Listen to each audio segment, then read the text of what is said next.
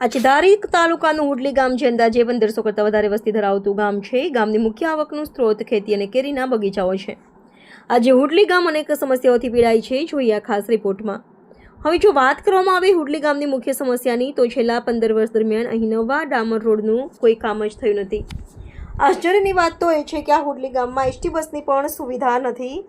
જ્યારે આજે દેશના વિકાસની વાતો તો દેશ વિદેશમાં પણ થાય છે, તો શું ધારી તાલુકાનું હુડલી ગામ કદાચ ભારતમાં નહીં આવતું હોય? એકથી વધારે પણ અજાયબીની વાત એ છે કે ગામના સરપંચ દ્વારા પંચાયતના લેટર પેડ ઉપર હુડલી ગામની સમસ્યા અંગે અવારનવાર વહીવટીતંત્ર તેમજ નેતાઓને પણ જાણ કરી છે, પરંતુ માત્ર ખોટા વચનો જ અપાય છે. કોઈ નક્કર કામગીરી થતી નથી. ગામ લોકોની મુખ્ય સમસ્યા પૈકીની એક રસ્તાની છે.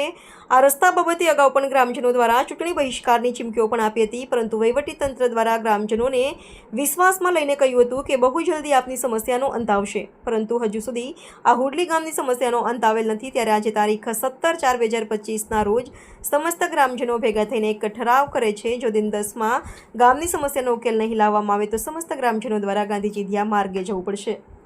આજે ચંદ્ર ઉપર જવાની વાત કરતી સરકાર જો માત્ર ગામડાઓની પડતી સમસ્યા અંગે વિચારીને યોગ્ય નિવારણ લાવી શકે તો પણ ઘણું છે. હવે જોવાનું રહ્યું કે હુડલી ગ્રામજનો દ્વારા શું ખરેખર ગાંધીજીધ્યા માર્ગે જાય છે કે વહીવટીતંત્ર અને નેતાઓ દ્વારા ગામમાં પડતી મુશ્કેલીને દૂર કરે છે. Reporter Damor વનરાજભાઈ, DT news live 24 ધારી. હું સરપંચ છું. મારું નામ નાનજીભાઈ પુનાભાઈ સોલંકી.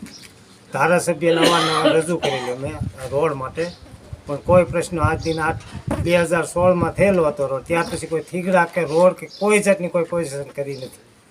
અવારનવાર રજૂઆત કરવા હાલો કે મહિનામાં થઈ જશે, 2 મહિનામાં થઈ જાય, અવારનવાર અમને જવાબ દે છે, પણ કોઈ જાતનો કોઈ નિકાલ આવેલ નથી. જવાબમાં કે છે હું તમને જવાબને કે આવી ગયું, એજન્સીને આપી દીધું થઈ જાય. એના આજે 8-10 મહિના થઈ ગયા, તોય પણ હજી રોડનું કોઈ જાતનું કોઈ કાંઈ હલચલ થઈ નથી. હું મારું ગામ હુડલી અને મારું નામ મંગળુભાઈ વાળા.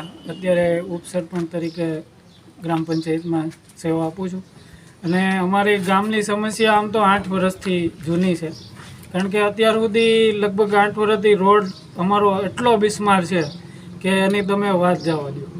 કે અત્યાર સુધી અવારનવાર આપણે પ્રાંતમાં કે ધારાસભ્યશ્રીને બધાને રજૂઆત કરી, પણ એનો કોઈ નિવેડો આવતો નથી.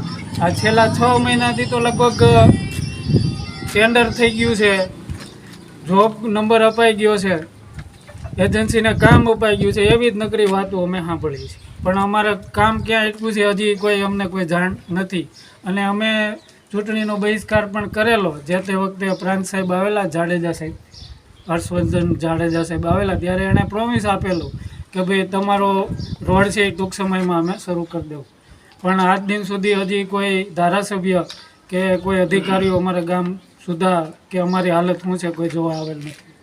આગામી દિવસોની અંદર શું તમારી રણનીતિ રહેશે? રણનીતિમાં એવું છે કે જો અમારી સામાન્ય રીતે અમારી માંગ છે અત્યારે અમે જણાવી છીએ, જો શાંતિપૂર્ણ રીતે નહીં પૂરી થાય તો અમે રણનીતિ ગામ નક્કી કરી અને આગળના પગલાં લેવા માટે અમારી પૂરી તૈયારી છે.